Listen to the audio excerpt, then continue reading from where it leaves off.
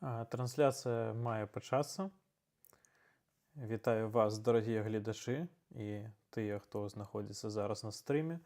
Хтосьці на мяне падпісан, хтосьці не. Сёння мы з вами паразмаўляем. Стрым будзе больш у такой размоўнай форме, але тэма цікавая, тэма, я думаю, глобальная. Таму далучайцеся, пішыце свае каментары. І я думаю, што гэты стрым будзе ў тым ліку паспяховым, калі мы ўсе будзем размаўляць, таму я вельмі буду рады вашым каментарам. Як прыйшла ідэя гэтага стрыму, я зараз часам раблю відэа два раза на тыдзень, часам раз на тыдзень. Я не можу, нават калі я зараз не маю працы, кожны тыдзень рабіць контент у такім рэжыме, і я вырашыў, што раз на 2 тыдні, калі ўсё будзе добра, мы будзем з вами размаўляць на некаторыя тэмы. Таксама у вас будзе магчымасць спытаць мяне пра будучыя ролікі, падкінуць новых ідэй і гэтак далей. Сёння тэма даволі цікавая, гэта сталіцы Беларусі. Якія былі сталіцы ў Беларусі? Ці ёсць, напрыклад, магчымасць зараз сталіцу перанесці і ці патрэбна гэта? Якія ўвогуле былі сталіцы Беларусі знаходзяцца зараз на тэрыторыі нашай краіны, якія за яе межамі. Таму будзе вельмі цікава. І насамрэч зараз будзем чытаць з вами не нейкую маю працу, а артыкул аднаго вельмі файнага грамадскага актывіста і гісторыка, блогера, які насамрэч, пры тым, што я захопліваўся гісторыяй, вельмі файна стварыў, палепшыў мае разуменне гісторыі, маё разуменне нацыянальнай ідэі, маё разуменне, напэўна, палітычнай рэчаіснасці. Гэта, на жаль, зараз палітвязень Эдуард Пальчас, і ён напісаў, памятаю, вельмі файны артыкул пра 7 сталіц Рэспублікі Беларусь. 7 сталіц Беларусі. Таму мы з вами іх прачытаем, а пакуль я прачытаю вашы каментары. Вітаю гарскі сыр, вітаю Врызык, вітаю Іван Д, Максим Петров, жыве вечна, слава Ўкраіне, вітанкі з Прагі. Героям слава, жыве вечна яшчэ раз, і вітаю ўсіх з Менска. Калі вы мяне глядзіце з Менска, вядома, мой YouTube канал пакуль што чамусьці не прызнаны экстрэмісцкім, але ведаеце, што вы глядзіце, каментуеце, ставіце падабайкі пад контентам чалавека, які пераследуецца ў Беларусі і які быў вайсковым ва Ўкраіне. Таму на ваш страх і рызык я адразу папярэджваю. Не хочу рабіць як расейцы нейкую плашку прыгожую перад пачаткам відосу, але ўсё ж такі.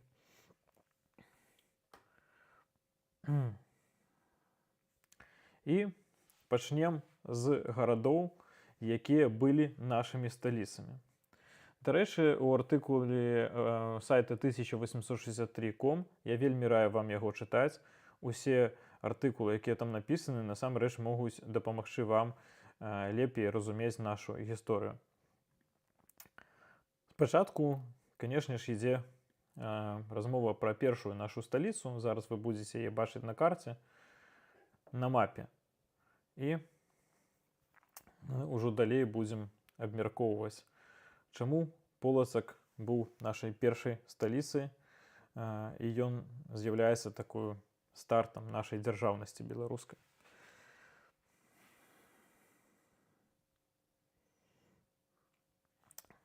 Полацк — гэта найстаражытнейшая сталіца дзяржаўных фармаванняў на беларускіх землях.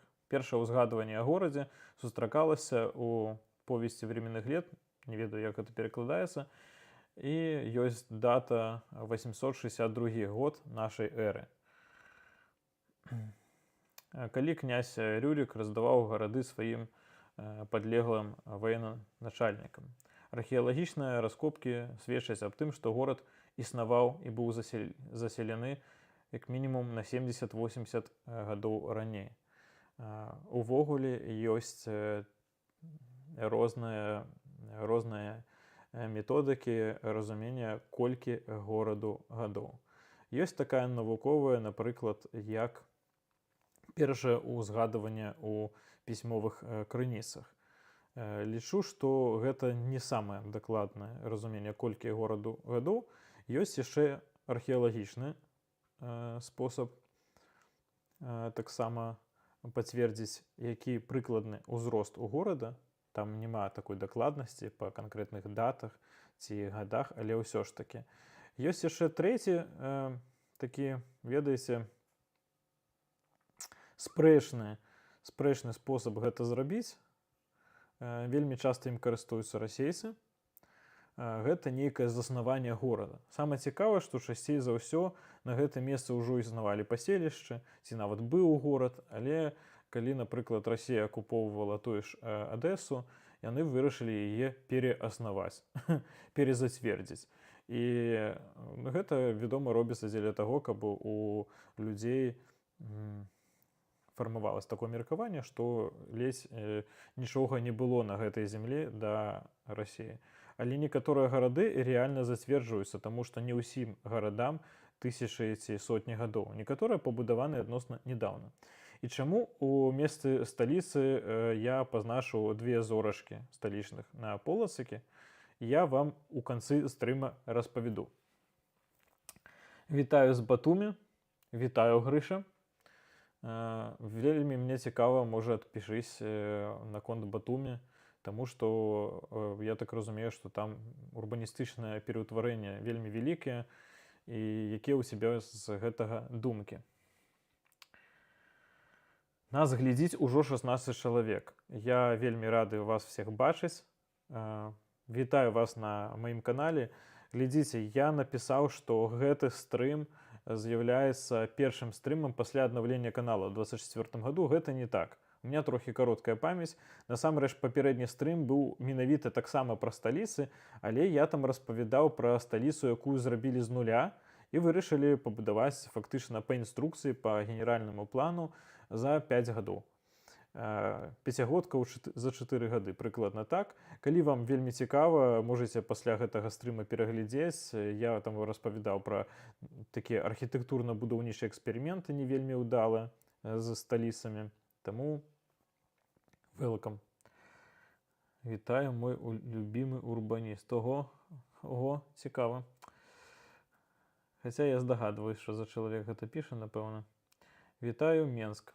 Менск, вялікія прывітанкі. Сёння пра Менск будзе багата, бо Менск – наша сталіца нашай сучаснай незалежнасці, сталіца дзяржаўнасці савецкай і сталіца дзяржаўнасці Беларускай Народнай Рэспублікі.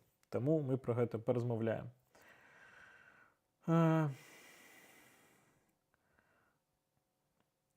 Як вы ведаеце, што да сярэдзіны 10-го году пачаліся фармавацца вельмі моцныя дзяржаўнасці. Гэта Новгарадская дзяржаўнасць, Полацкая дзяржаўнасць і Кіеўская дзяржаўнасць. Як раней будавалі ўвогуле гарады, як была такая старажытная урбаністыка. Старажытная урбаністыка, першая, ведаеце, патрэба чалавека – гэта патрэба ў бяспецы. Таму заўсёды будавалі гарады ў такіх месцах, дзе ёсць рэкі. Першае – гэта на ўзвышшах, таму што першая патрэба чалавека – гэта бяспека. І тады не было такіх гістарычных гэпаў у 70 гадоў, ведаеце, калі войн няма, усе прызвычаіваюцца да такога мірнага, цікавага жыцця, а потым не могуць звыкнуць да таго, што кожныя 70-100 гадоў пачынаюцца войны вялікія. Тады войны ішлі бясконца, усіх з усімі. І вядома, што першае патрабаванне чалавека – гэта бяспека. І Кіеў у тым ліку пабудован на ўзвышшах. На ўзвышшах пабудаваны, напрыклад, і іншыя старажытныя сталіцы Беларусі. Другая патрэба – гэта, вядома, гандаль. І да чыгунак, да аўтамабільных дарогаў лепей за ўсё было гандляваць рэкамі. Таму бераг ракі і па рэках в асноўным рассяляліся людзі. І калі гарады сыходзіліся так, што ёсць і ўзвышша файна, якое вельмі проста абараняць, дзе можна пабудаваць эшаланаваную абарону, і ёсць яшчэ рака, то гэтыя гарады пачыналі расці. формовалось Полоцкое, Киевское и Новгородское княство. І ви ведаеце, що потім Уладзімір пайшоў, таксама захопліваў Полацк, наколькі я не памыляюсь. У 1988 годзе Полацк захапіў Уладзімір, забіў Рагвалода, а яго дачку Рагнеду узяў у жоны. Ну, то бок гвалтоўна узяў у жоны. І па выніку ўсёй той движухі, як зараз кажуць, Полацк апыніўся пад уладай Кіева. І насамрэч у Полацка вельмі вялікая гісторыя, і праблема ў тым, што пасля ўжо войнаў маскоўскага цара Івана Полацк настолькі стаў зямлёй такой невыжжанай, можна так сказаць, выбачаюся, калі ёсць памылкі, што і пазараз, напэўна, паўночная тэрыторыя Беларусі самая малазаселеная. І пазараз. Ось. У складзе ВКЛ Полацк, зараз мы ўжо пра ВКЛ паразмаўляем, утрачваў свой уплыў. Так, зараз.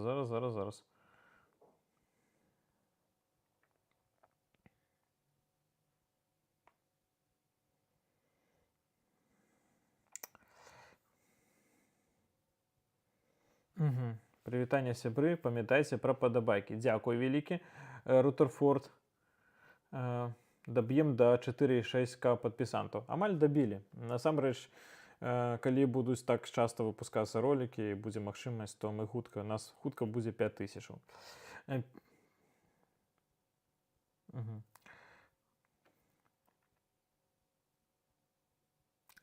Так, пра Батумі пазней паразмаўляем.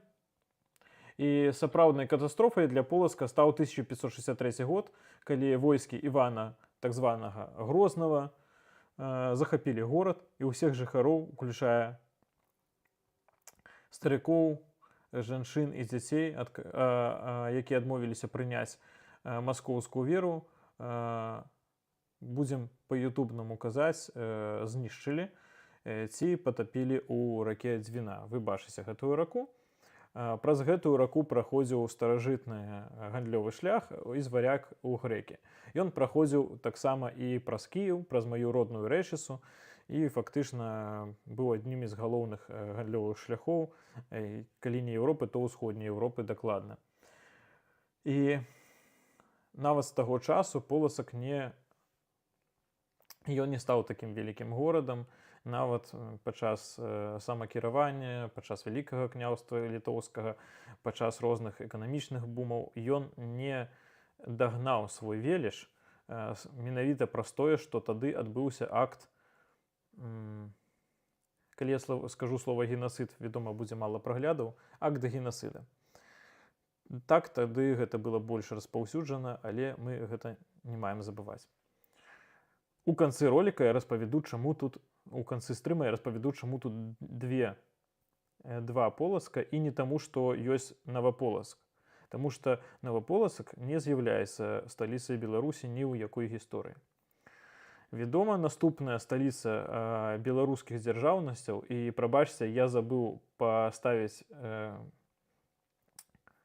месца на мапе, проста таму, што трохі ў мяне з увагай ёсць праблемы па жыццю.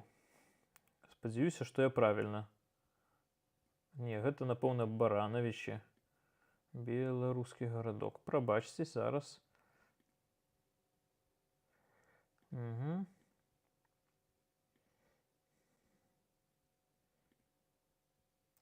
Не, гэта Стаўбцы. А мы зараз з вами перайдзем да наступнага горада нашай дзяржаўнасці. Горад, які паспеў пабыць вялікай сталіцай вялікай еўрапейскай дзяржавы. Так, вось Баранавічы, беларускі гарадок. Тут мір. Дзесьці тут побач є Новоградак. Выбачце за мой геаграфічны крэтынізм, які вельмі рэдка бывае, але удала, менавіта на стрыме. Так, если тут есть Новоградок, я уже Мгм.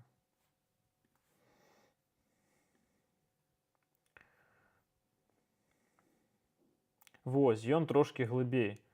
Ён трошки глыбей так знаходзіцца, як бачыце.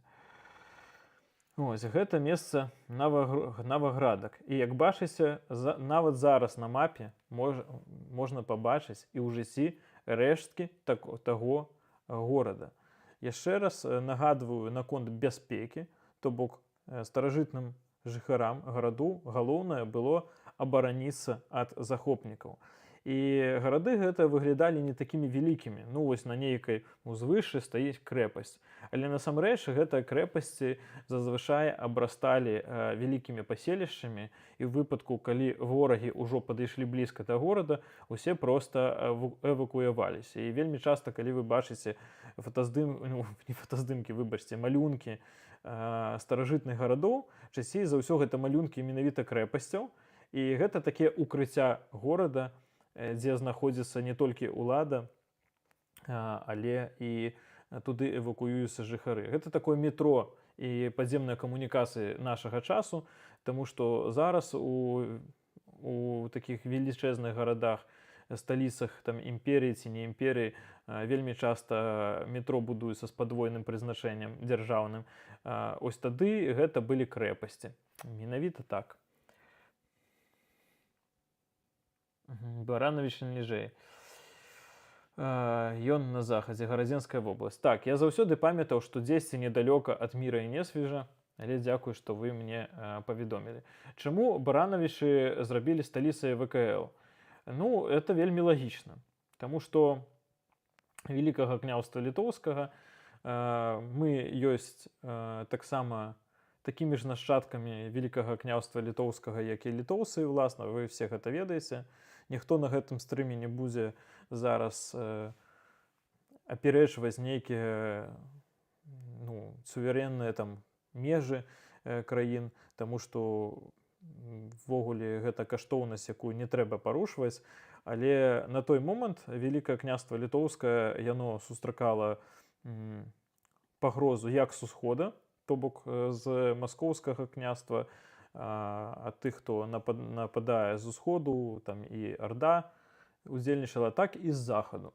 Менавіта таму тады нашыя народы, нашае княства, это трошки будзе больш правільна сказаць, аб'ядноўваліся. І Новоградак, ён быў тактычна і стратэгічна вельмі выгадным з пункту гледжання бяспекі.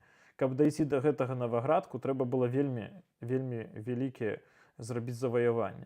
І таму пэўны час сталіцай гэтага Вялікага княства літоўскага быў Новоградак, менавіта беларускі горад, дзе гістарычна пражывалі беларусы, так скажам. Новогрудак ці Новаградак. Добра, ёсць розныя спрэчкі, як казаць. Вось, што піша Эдуард Пальчыс. Ён пісаў па-расейску тады, але менавіта тады ён вельмі папулярызаваў нашу гісторыю. І потым таксама, калі трэба, пераходзіў на беларускую мову. Я гэты артыкул пакіну потым у зачэпленым каментары пасля стрыма. Новоградак – першая сталіца Вялікага княства літоўскага. Менавіта вакол Новоградка ішло першапачатковае аб'яднанне зямель у новую беларускую дзяржаву. Тут яшчэ раз нагадаю, што мы маем усе краіны, якія знаходзяцца на месцы Вялікага княства літоўскага, маюць права сабе называць у тым ліку нашчадкамі гэтай дзяржавы. Гэта маё асабістае меркаванне. Пісьмовыя крыніцы не даюць нам вычэрпваючага адказу наконт даты засновы, але археалагічныя раскопкі даюць зразумець, што ўжо ў 9-10 стагоддзі на гэтым месцы было паселішча, якое мела гандлёвыя сувязі з Візантыяй, Скандынавіяй, Заходняй Еўропай, Бліжнім Усходам і гэтак далей. У 12-13 вецы Новаградак відавочна быў развітым горадам, у якім квітнелі квітнеў гандаль і розныя іншыя справы. Тут знаходзіць сведчанні аб ювелірнай справе. Падскажыце, як будзе па-беларуску ювелірнай. Розныя былі майстэрні і цэлы квартал у малым замке.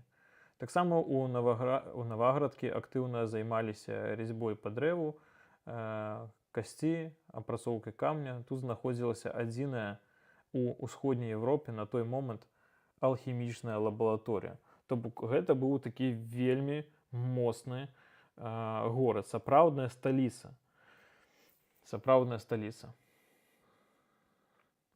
У 1240-х годах пры спрэчных абставінах Наваградак перайшоў пад уладу князя Міндоўга і аказаўся ў цэнтры фармавання новай дзяржавы.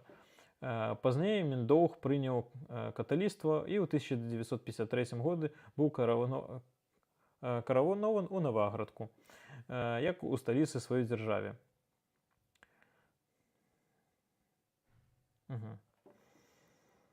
Але ў 1323 годзе было прынята рашэнне аб пераносе сталіцы куды? У Вільню.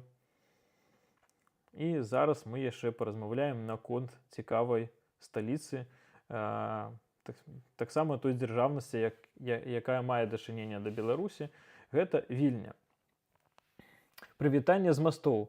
У нас самы доўгі падвесны мост у Беларусі. Вітаю вас з мастоў. Магчыма, вы ведаеце, што я рабіў відэа палову года таму пра масты. Менавіта пра масты як канструкцыю, але там узгадваўся горад Масты. Таму я вельмі рады, што ў мастах ёсць мост, нават не адзін паходу.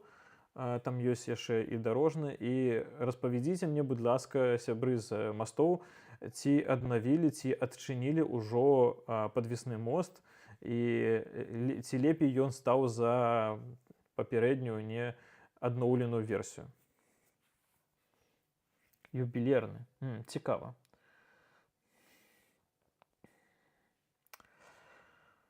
Ось. Ось, у 1323 году князь Гедамін пераносіць сталіцу Великага княства Літоўскага з Наваградка ў Вільню. І з гэтага часа горад пачынае адыгрываць важнейшую ролю ў беларускай гісторыі. Хочацца сказаць, што я не буду так павольна праходзіць зараз з вамі увесь стрым пра гісторыю беларускіх сталіц, таму што ўсё гэта я падважу да сучаснасці і да сучаснага абмеркавання Менска ці не Менска ў якасці беларускай сталіцы. Вы бачыце наконт Вільні, і вы бачыце зараз якраз менавіта месца замак у Вільні, Фара Вітаўта яшчэ, як я называюсь, дзе пачынаўся старажытны горад. І што вы бачыце? Таксама узвышша на беразе ракі. І вельмі часта у паспяховых старажытных гарадах гэта узвышша зроблена так, каб не толькі мець перавагу над ворагам у сэнсе таго, што вы на ўзвышшы і ваше палітычнае кіраўніцтва, насельніцтва можа быць захаванае. А яшчэ момант у тым, што і побач ёсць рака, каб там ніжэй былі нейкія гандлі. А яшчэ момант у тым, каб ворагі добра праглядаліся. І вельмі часта нашы старажытныя продкі знаходзілі месца, дзе можна пабудаваць так крэпасць, каб не толькі быць побач з ракой, а каб рака, як бачыце, яна так ішла пад кутом. То бок можна будзе і ўверх па цешы ракі паглядзець, і ўніз. І гэта вельмі важна. Я зараз раблю вам параўнанне, напрыклад, з маім родным горадам, дзе вялікі князь Вітаўт таксама пабудаваў у свой час крэпасць, якая, на жаль, да нашых дзён не дажыла. І наш горад быў усходнім фарпастом Великага княства Літоўскага ад, фактычна, ведаеце, мяжа між людзьмі і оркамі. Вось на тэрыторыі гэтага парка, вось яна тут, кажыце ў каментарах, калі я часта кажу слова «вось», знаходзіўся старажытны замак. І як бачыце, вось гэтая вся зона, замак, тут ніжэй быў раён гандлёвы. І археолагі знаходзяць вельмі старыя археалагічныя доказы жыцця тут. І якраз адсюль вельмі добра праглядаецца як і верхняя цеша Дняпра, і цеша Дняпра ў бок поўдня, то бок уніз. І таксама можна пабачыць на мапе Кіева, які адзін з самых вялікіх старажытных гарадоў, напэўна, самы старажытны горад усходняй Еўропы, і які быў цэнтрам літаральна ўсяго. І зараз мы знаходзім гістарычнае месца, адкуль пачынаўся Кіев, менавіта адсюль, прыкладна, калі я не памыляюсь, дзесь тут, вось, дзесьці тут ён пачынаўся, і гэта такая гара, з якой і пазарас вельмі файна праглядаецца. Вось гэты гандлёвы раён, які быў сам з старажытнага часу гандлёвым, і зараз гэта падол, і вельмі добра праглядаецца рэка. І калі правільна ўсё разумець, і калі тут знаходзіўся далей старажытны горад, то рака фактычна і нізіна праглядалася і сюды. А вышыня тых узвышшаў кіеўскіх, гэта 70-100 метраў. Магчыма, вы бачылі мой відос пра самую глыбокую на той час станцыю метро ў свеце, дык яна на глыбіні 105-107 метраў. І фактычна метро ўроўну выходзіць на ўзровень Дняпра, ракі Дняпра. Ось, таму старажытныя людзі будавалі сталіцы менавіта так. Яшчэ нашай сталіцай была Гародня. Горадня, Гародня, пішыце як правільна. Зараз пачытаю вашыя каментары.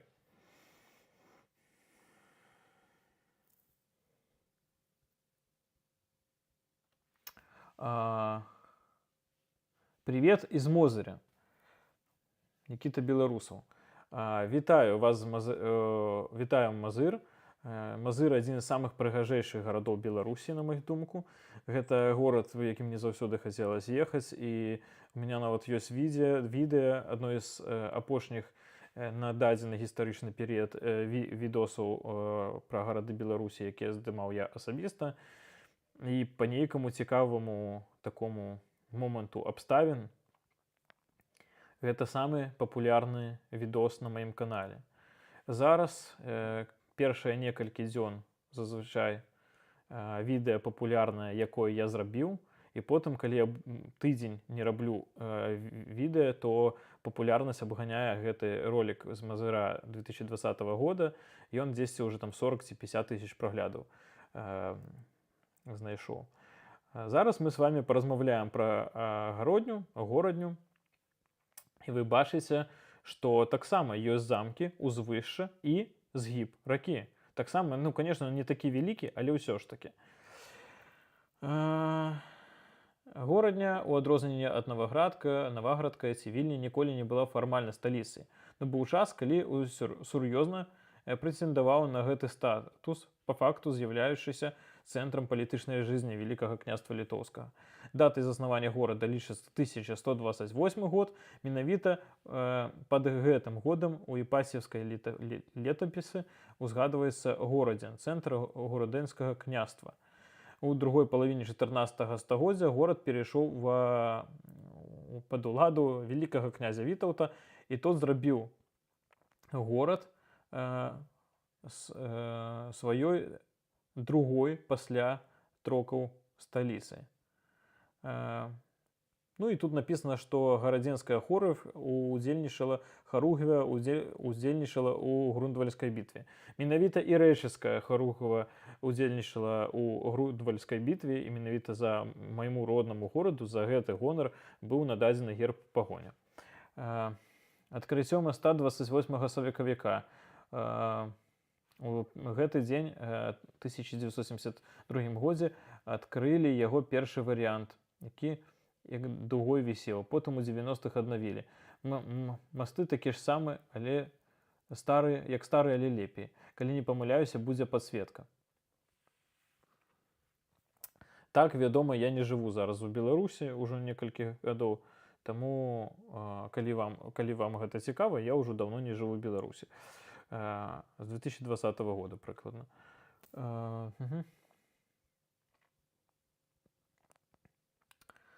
Так, гэта я чытаў каментар наконт моста ў мастах, каламбурчык, да? І вы бачыце таксама горадня мела такую ж старажытную функцыю. Яшчэ зараз цікавы факт. Я вам пакажу Тураў, які быў сталіцай тураўскага княства, але па факту зараз мала чаго такога гістарычнага засталося, фактычна нічога не засталося. Калі я памыляюсь, пішыце ў каментарах. Я ніколі не хочу казаць, што я распавядаю некую ісціну ў апошняй нейкай інстанцыі. Я люблю вам распавядаць цікавыя факты, паказваць гарады, паказваць сваё меркаванне, але ўсе людзі памыляюцца. Нармальна мець нейкія спрэчкі. Канешне ж, калі ў людзей не іншыя цывілізацыйныя погляды, вы ведаеце, мы зараз ужо не в эпоху, калі ідзе глобальны мір і все могуць проста размаўляць iPhone ці Android. Зараз все ж такі ёсць такія погляды, з якімі немагчыма пагаджацца. І самого цікавага ёсць яшчэ адна беларуская сталіца. Гэта горад Смаленск.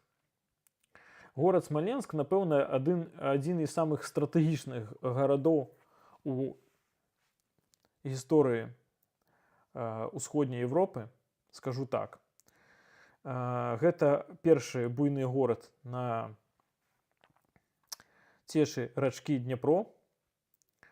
Горад Смаленск з'яўляецца такім стратэгічным ключом да нападу на Расію, ці да абароны Расіі, ці да нападу на нас. І ўсе вялікія войны, у тым ліку крывавая вайна стагоддзя, якая знішчыла ледзь не палову насельніцтва Вялікага княства Літоўскага, ці траціну, калі я не памыляюсь. Першыя баі пачыналіся менавіта за Смаленск. І ёсць добрае відэа файнае на канале «Тутэйшы шляхціш» менавіта пра Смаленск, чаму гэты горад мае великую беларускую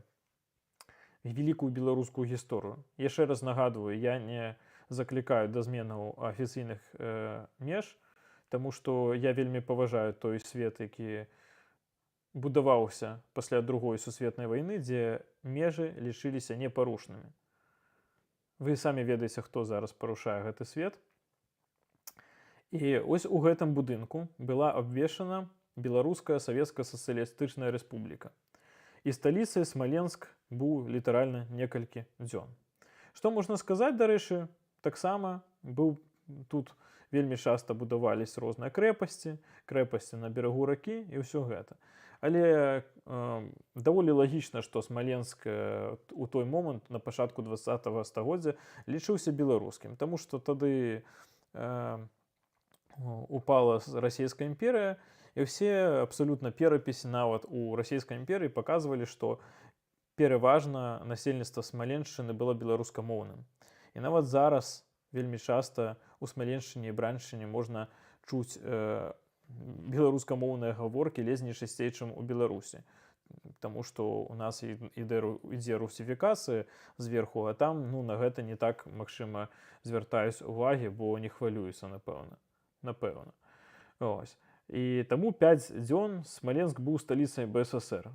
Калісьці я у адным сваім артыкуле, вельмі сорамна, я калісьці рабіў артыкулы на адном ресурсе, не беларускім, я рабіў параўнанне Смаленска і Віцебска і проста узгадаў, што ён быў калісьці сталіцай БССР. Там у некаторых людзей пачаліся вялікія выбухі з гэтага. Наконт Смаленска, Магілёва, ввогуле артыкул 863 я пакінуў, бо я яго чытаю вельмі недакладна. І вітаю, Санкт-Петербург на сувязі. Я в аду, тут не знаю, што такое ливнёвкі. Мне вельмі шкада за ваш ад, але за ваше пекла, напэўна. Трэба СВО на Смаленск. Яшчэ раз скажу, нічога не трэба. Трэба захоўваць сваё і будаваць сваю дзяржаву, будаваць свае гарады. Зараз мы пра гэта паразмаўляем. Зараз увогуле пачынаецца самыя цікавыя моманты наконт таго, чаму у Беларусі гарады стаяць менавіта так, чаму развіваецца менавіта часцей за ўсё Менск. І ўвогуле пра лёс Менска паразмаўляем, пра лёс сталіц, пра лёс таго, што у нас у Беларусі ўсё едзе, цячэ ў Менск, усе людзі пераязджаюць жыць у Менск. І адбываецца такая сітуацыя, калі вельмі вялікі кантраст між Менскам і іншай краіны. Я не думаю, што Смаленск больш беларускі, чым Менск, таму што Менск гэта сталіца дзяржавы, і як бы там нават у дзяржаве, у гэтай сталіцы, калі рэжым зараз знішчае беларушчыны, ўсё это, ўсё адно дзяржава фармуе нацыянальны запад. Нават калі яна у такім стане. Але калі параўноўваць правінцыю, напрыклад, на ўсходзе Беларусі і правінцыю, якая побач знаходзіцца ў Расіі, я чуў багата сведчань і чуў асабіста, што больш беларускага акцэнта, напэўна, бывае нават на Браншчыне ці Смаленшчыне. Магчыма, я памыляюсь. Гэта тое ж самае, як з Беластошчынай, калі я там больш беларушчыны чуў часам. Вось. Ну, я быў на Беластошчыне адзін раз, я там чуў больш беларушчыны. Вось. Менавіта вы адпраўлялі схему магчымага трамвая ў Мазыры, дадатковага трамвая. Дзякуй вялікі, у вас вельмі прадуманая схема. Дзякуй вялікі. Ось. Ну і што? Давайте пра Мінск паразмаўляем. Ужо ў 14 стагоддзі Мінск быў крупнейшым горадам у цэнтральнай і ўсходняй часткі сучаснай Беларусі пасля Полацка, а ў 1410 годзе таксама ўдзельнічаў у Грундвальскай бітве. І ў 1499 годзе атрымаў Магдебургскае права. Ведаеце, што фактычна, калі паглядзець на гісторыю, пасля падзела Рэчы Паспалітай з новых гарадоў Беларусі, прям новых паселішч, з'явілась толькі 4 гарады. Усё іншае, што мы зараз маем з буйных і небуйных гарадоў, гэта нашчадства менавіта Магдебургскага права, Вялікага княства Літоўскага і гэтак далей. Таму што пабудаваны былі, заснаваны Баранавічы, як чыгуначны вузел, новая тэхналогія, і далей ёсць такія мегабудоўлі мікрараёнаў Савецкім Саюзам. То бок Новаполацк, былы новы Старобін, побач з Старобінам, калі я не памыляюсь, гэта Салігорск, што я говорю, Салігорск — это новы Старобін, побач з Старобінам, гэта Светлагорск, побач з Новай Шацілаўкай, калі я не памыляюсь, хаця ж чаму памыляцца, калі я там бываў часта. Ось, і гэта Новаполацак. Таму ўсё іншае гэта не новае, гэта тое, што было пабудавана яшчэ да Расійскай імперіі. Таму, калі яны кажуць, што яны прыйшлі там і пабудавалі нам як абарыгенам усё, ну гэта неправда. Ось. Так, падабайкі. Нічога не толькі паказваюць аўтару і людзям, што спадабаліся яго відэа. Ну, падабайкі робіць. Насамрэч, раз у тыдзень YouTube мне скідывае статыстыку, і калі падабаек было больш, ніж зазвычай, ён пра гэта мне кажа, я гэта ўсё бачу, і гэта ўплывае на алгарытмы. Уплываюць на алгарытмы больш каментары, і самае галоўнае — утрымліваемасць аўдыторыі. І ведаеце, я раблю все свае відэа так, каб яны глядзелись на адным дыханні. Яны все не больш 7-8 хвілін. Я разбіваю на адрэзкі і намагаюсь цікавымі фактамі вас так цікавіць. Ось. І менавіта добрая утрымліваемасць, добрая клікабельнасць відэа, калі людзі пабачылі і клікнулі, каб праглядзець яно, гэта самы лепшы алгарытм прасування відэа. Ось. Ну і давайте ўжо не будзем размаўляць пра гісторыю Менска. Просто я вам пачну паказваць ввогуле, як рос і развіваўся Менск.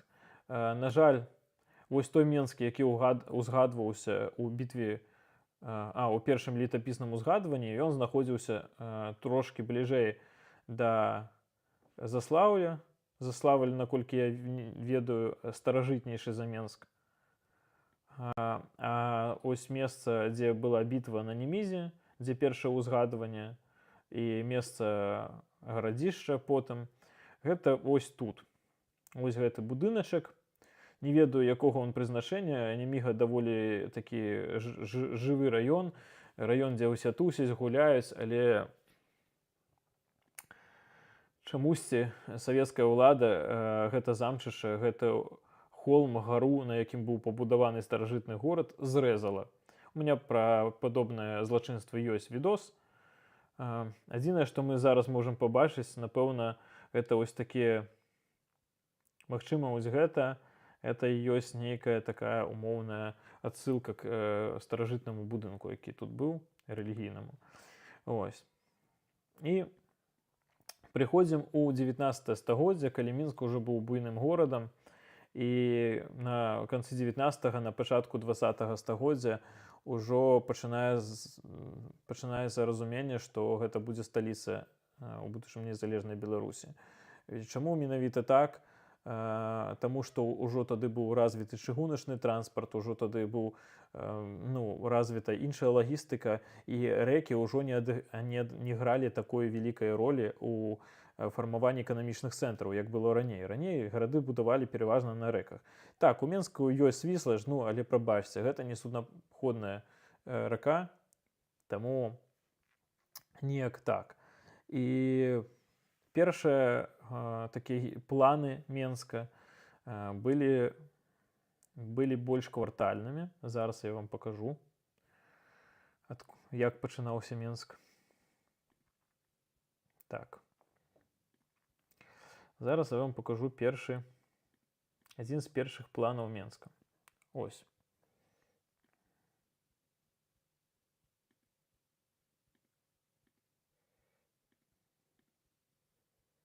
Што вы бачыце? Все вы правильно бачыце. Зараз пачытаю ваши каментары. Так, трошачки я зменшу сабе, каб вы бачылі Менск.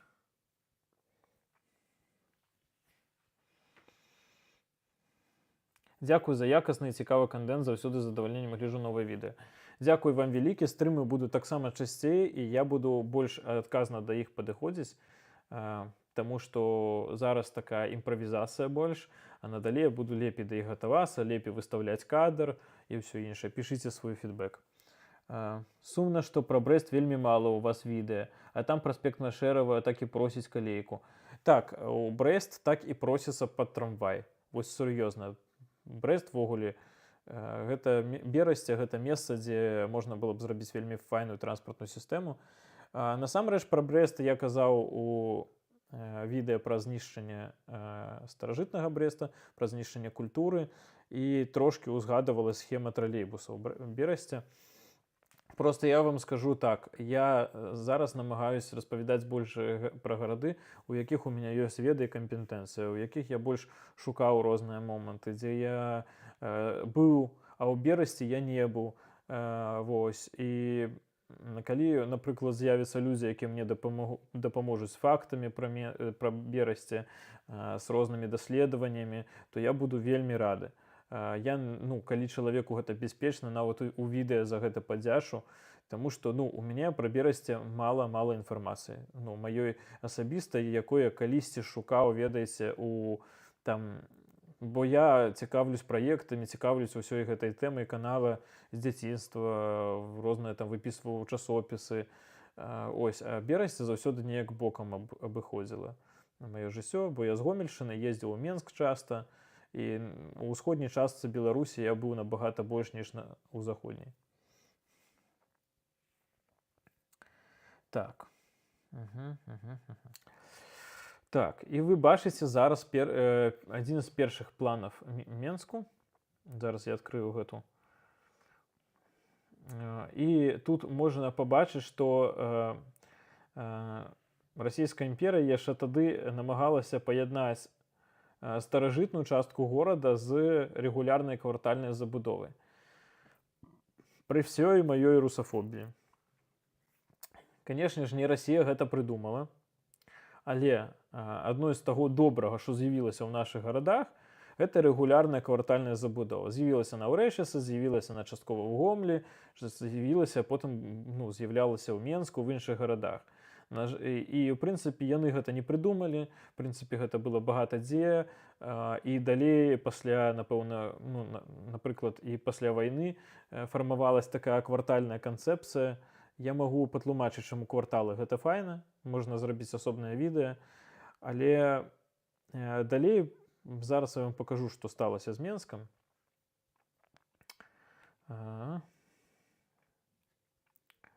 Вось, гэта праектны план расійскай імперыі 1817 году на развіццё Менска. Вы бачыце рэгулярную сетку забудовы, і вы бачыце намаганне паяднаць да рэгулярнай сеткі забудовы старажытны горад. То бок, зараз што вы бачыце? Вось гэта плошча ў цэнтры, гэта зараз плошча Свабоды, гэта, напрыклад, там вы ведаеце, там знаходзіцца ратуша, потым ратуша, праўда, была знесена расейцамі, каб свабодна сабе не пачувалі. Вось тут пачынаецца Неміга, вось гэта замчышча. Ну і намагаліся зрабіць горад такім, карацей, квадратным, вельмі рэгулярным і гэтак далей. Вось тут, дзе зараз знаходзіцца вуліца Кастрычніцкая, вуліца Бразіл, якія яшчэ называюць, отут ужо планавалася, тады было разуменне, што тут будзе прамысловасць. Яна там і аказалася па ітогу. Як бачыце, ўжо запраектавана была плошча ці пустыр там, дзе зараз Кастрычніцкая плошча ці плошча Каліноўская, як я яе называю, і навокал ідуць такія вялікія аб'язныя вуліцы. Момант у тым, што ўжо тады ішло разуменне таго, што Менск будзе горадам скрыжаваннем дарогаў, і па-любому такая проста квадратная схема яна не пасавала. Таму тут ёсць такая гульня ўжо ў нейкія радыяльныя сувязі, таму што праз горад ужо тады прахадзіла, гэта ж это 817 год, то бок праз горад ужо пасля 817 года праз нейкі час пачала планавацца чыгунка. Паправце мяне, калі я не памыляюсь. І чыгунка ўжо пачала потым разрезаць горад, як вы бачыце, вот гэтая схема. Не, гэта яшчэ да чыгункі. Так, зараз вам пакажу іншыя планы. Таксама быў такі план, як бачыце, все расхадзілася так ад цэнтра, ад вось гэтага замчыша. Пачытаю вашы каментары.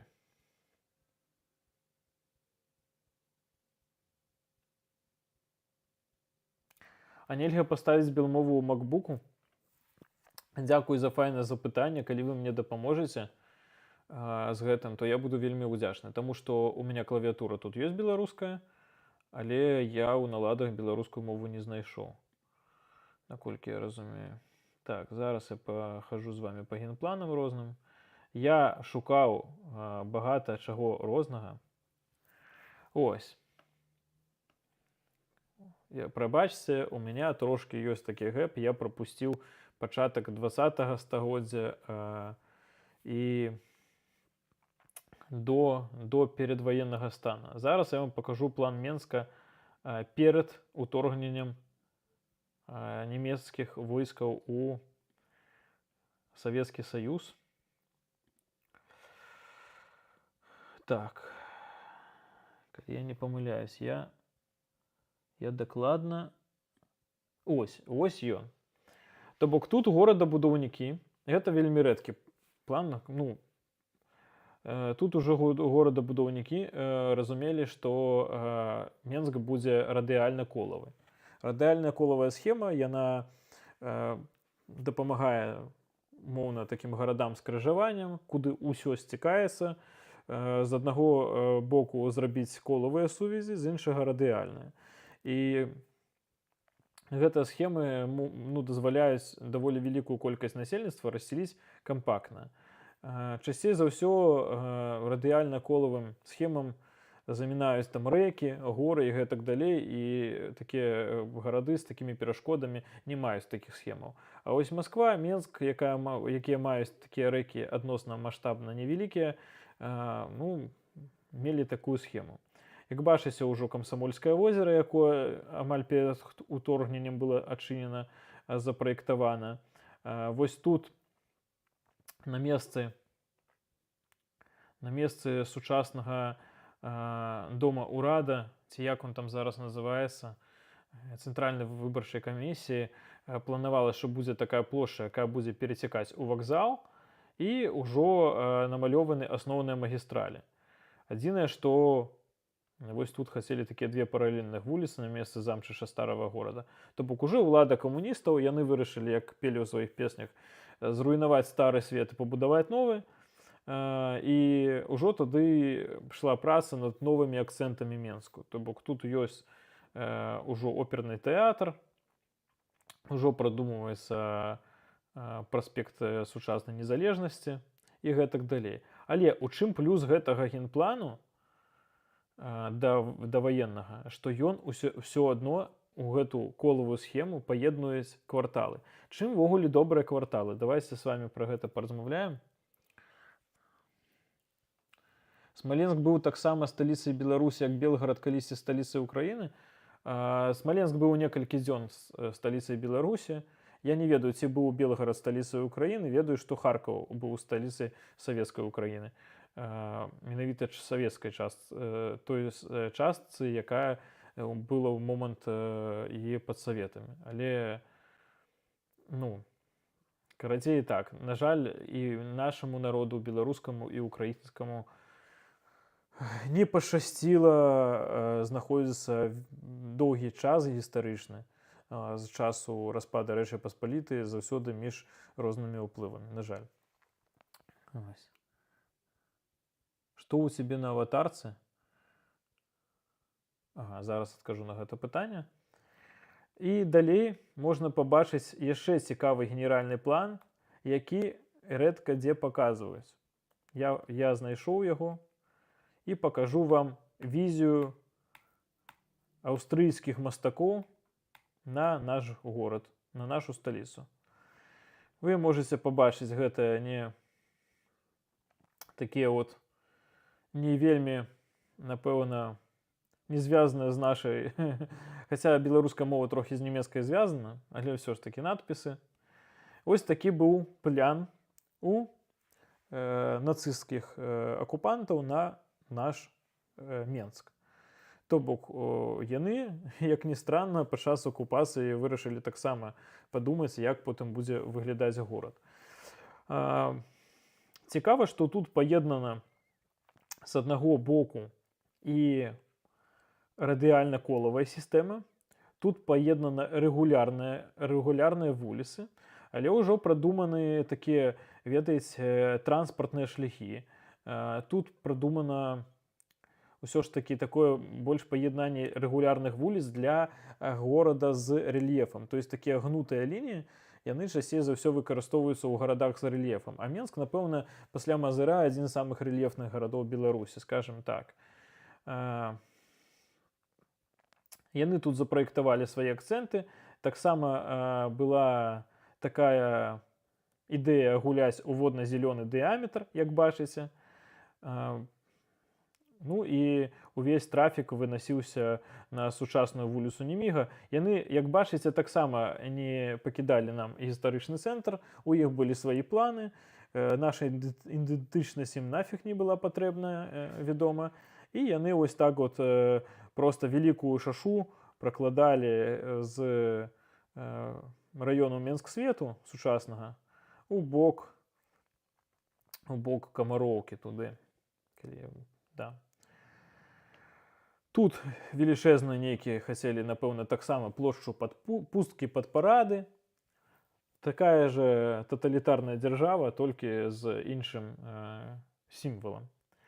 Але сама горадабудаўнічая сістэма цікавая. Я скажу, што гэта ідэя цікавая, і яна адпавядае, напэўна, тым веянням,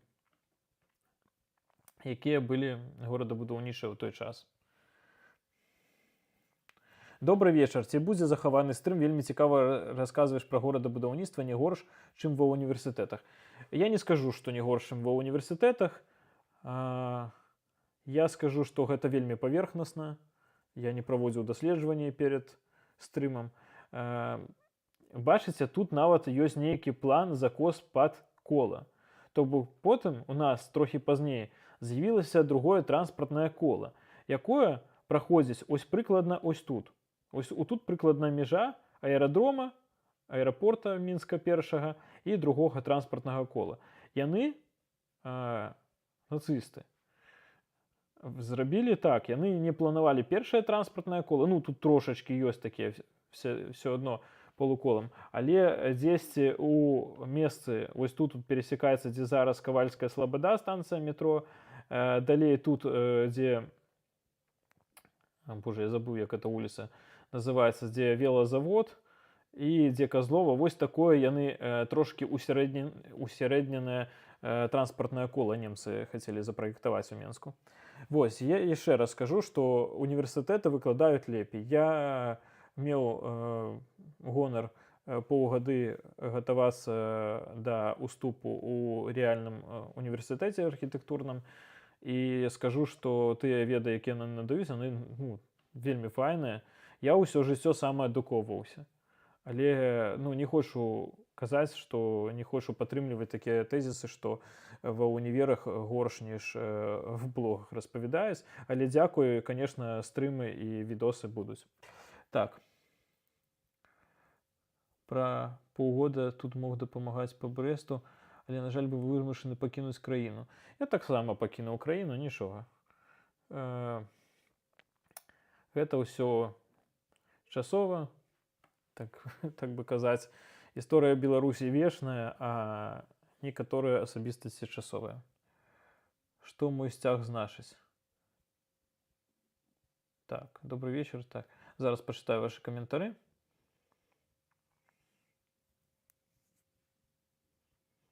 Ладно, спасылку я не бачу.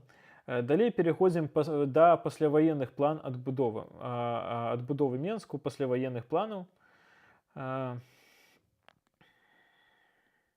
Выбачце, што я ніякую не прэзентацыю вам не зрабіў нармальную. Так, гэта ўжо ўвогуле Магілёў. Боже, няўжо я не захаваў пасляваенны план? Гэта ўжо план пазней, у якім таксама не было гістарычнага цэнтру. Вось, адзін з пасляваенных планаў. Адзін з пасляваенных планаў, калі я не памыляюсь, ўжо тут пачынаюць фармаваць праспект Незалежнасці на той момант Сталіна, ўжо тут пачынаецца фармавацца зялёная магістраль, як вы бачыце. Ўжо тут з'яўляецца круглая плошча, якая называлась круглай да таго, як там пабудавалі абеліск перамогі. Таксама іншыя горадабудаўнічыя схемы таго часу пасляваеннага, сталінскага. І зараз пашукаю, калі я не запампаваў, то выбачаюсь вельмі. Яны прадугледжвалі квартальную рэгулярную забудову. Яшчэ раз, можа я забыў сказаць, чым файныя кварталы. Кварталы файныя тым, што ёсць вельмі чёткая мяжа між вуліцай і вашым дворам. Гэта па-першае. Калі квартал цалкам забудаваны, то ўнутры ён, па-першае, за рахунак будынкаў і захоўвае і цішу, і стварае разуменне ў сваёй уласнай прасторы. Квартал, гэта квартальная забудова, яна файная тым, што заўсёды вуліцы і сувязі гарадскія дублююцца, і горад не залежен ад адной-двух вялікіх дарог, праспектаў. Квартал добры яшчэ тым, што можна будаваць будынкі абсалютна розных прызначэнняў у адным месцы, акрамя там заводах ці таксічных будынкаў, вядома, розных экалагічна. І праз гэта ствараецца такая рэгулярная забудова, дзе людзі могуць даволі блізка да сабе мець розныя будынкі. Будынкі рознага прызначэння. Гандаль, жытло, у тым ліку офісы і гэтак далей. І зараз вся сучасная урбаністыка менавіта пра гэта і кажа. І самае цікавае, што ў квартальнай забудове 5, 6, там, 7 паверхаў 4 набагата шчыльней памяшчаецца будынкі, ніж калі на тое ж месца ставіцца там 9-15 павярхоўкі. Пра гэта можам паразмаўляць на наступным стрыме. Просто я вам пачытаю свае урбаністычныя кніжкі, якія ў мяне ёсць, выведу фатаграфіі, фотаздымкі, малюнкі з гэтай кніжкі. Стаўце плюсікі, калі вы не супраць такой ідэі на наступны стрым. Ось. Але адбываецца што? Адбываецца спачатку указ Хрушчова, пра які я ўжо неаднаразова казаў у сваіх роліках, аб забароне архітэктурных паразмернасцяў, таму што Сталін любіў будаваць, вы ведаеце, такія вельмі імперскія, вельмі такія будынкі з вялікай колькасцю дробязяў, розных скульптур.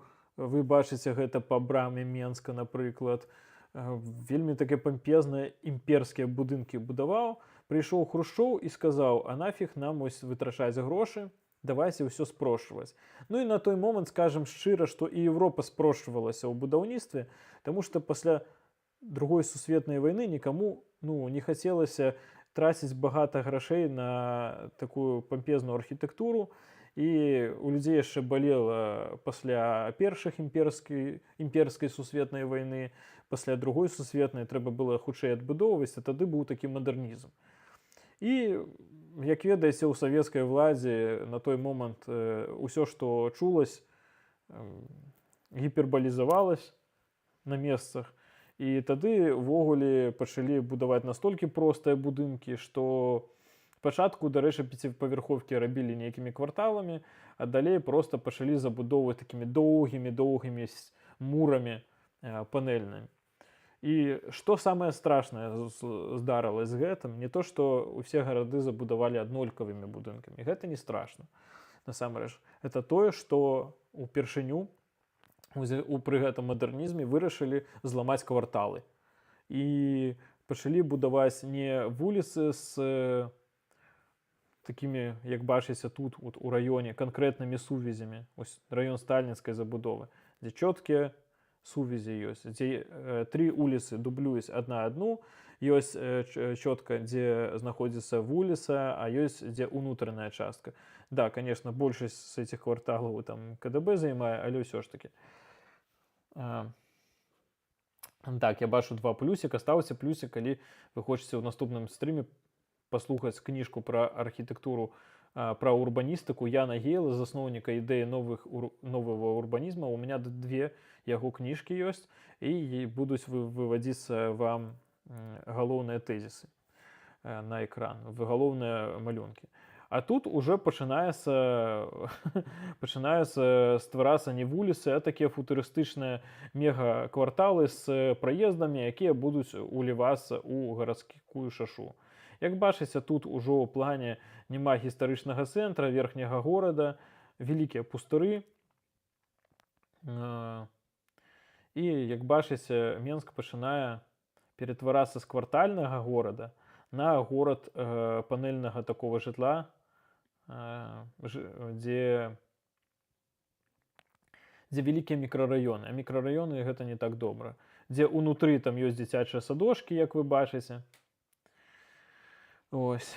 Так, першапачаткова па плану зялёная магістраль мала скончвацца на першым транспартным коле. І першае транспартнае кола яшчэ в 60-70-х гадоў планавалася там, дзе зараз Тэла, вы можаце бачыць, там уже планаваліся развязкі. Вось тут такія, карацей, City Skyline, крутыя развязкі ўжо на Машэрава запраектаваныя, ну і гэтак далей.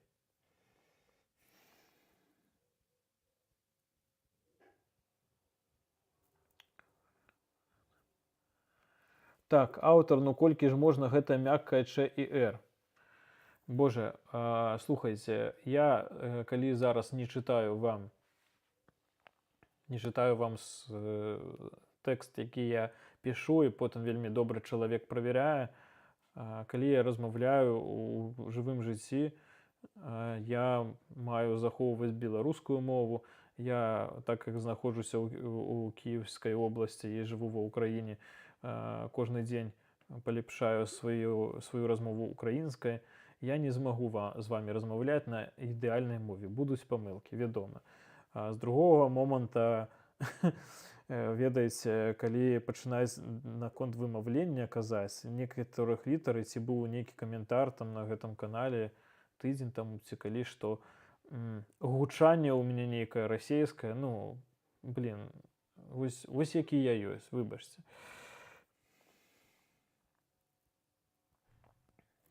Не супраць, а насколькі вялікія кварталы па даўжыне, шырыне? Унутры толькі тэрыторыя для жыльцоў, плюс старыя квартальныя сістэмы, старая еўрапейская, тая, якая зараз лічыцца таксама зноўку правільнай, у тым, што кварталы бываюць розныя, бываюць камбінованыя будынкі, яшчэ штосьці. То бок вялікая прастора для мадэрацыі у дальнейшым жыцці для змен. Сёння частка будынка жылая, частка пад офіс, частка пад гандаль, а ўнутры іх ёсць там нейкі двор, агульная прастора. Далей ўсё гэта змешваецца, зменьваюцца ўласнікі і гэтак далей. Гэта якраз такі і добра такія капіталістычныя гандлёвыя гарады, яны вельмі добра на гэтым жывуць. З мікрараёна вось гэтага ты не пабудуеш ніяк там гандлёвую вуліцу. Не зробіш нармальна іншае прызначэнне, таму што гэта фактычна такой завод, ну, для жыцця людзей. Вось, я не ведаю, як гэта яшчэ назваць. Таму вось такая праблема. Не цічэ сама па сябе мяккасць, гэта як мяккая чай. Божа, не ведаю, прабачце. Так. І што мы маем далей? Далей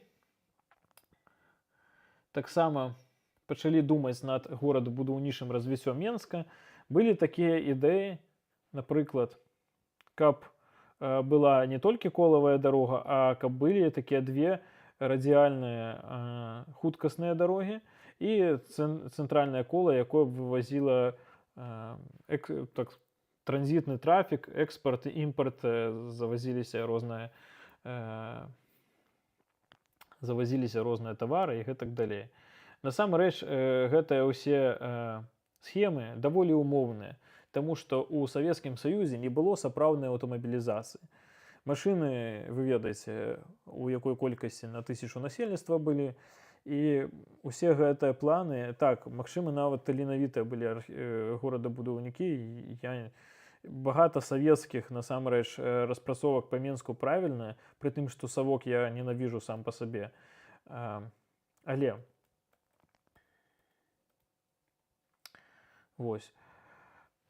момант у тым, што яны намагались правільна ў багацьох аспектах Менск запраектаваць. І мы зараз маем такі кампактны горад, у тым ліку дзякуючы ім. Я гэта казаў у відэа пра плюсы Менску. Бачым тут таксама горадабудаўнічая думка пра тое, што ёсць хоць нейкае транспартнае кола, ёсць уже водазялёны дыяметр, водазялёнае полакольца экалагічнае. І на той момант ужо, конечно, з мікрараёнамі зусім все адно фармавалась ідэя устойлівых сувязяў, што багата вуліц дублююць адна адну. І вось так развіваецца думка, ужо развіваецца пазней, это ўжо, напэўна, 80-е, ужо ёсць ліпнянская водная сістэма, наколькі я не памыляюсь, ужо ёсць паўднёвы полукола, якое не паўстала, на жаль, экалагічная, пра якое вам таксама ў роліку расказаў, і гэтак далей. Зараз я вам пакажу сучасны план.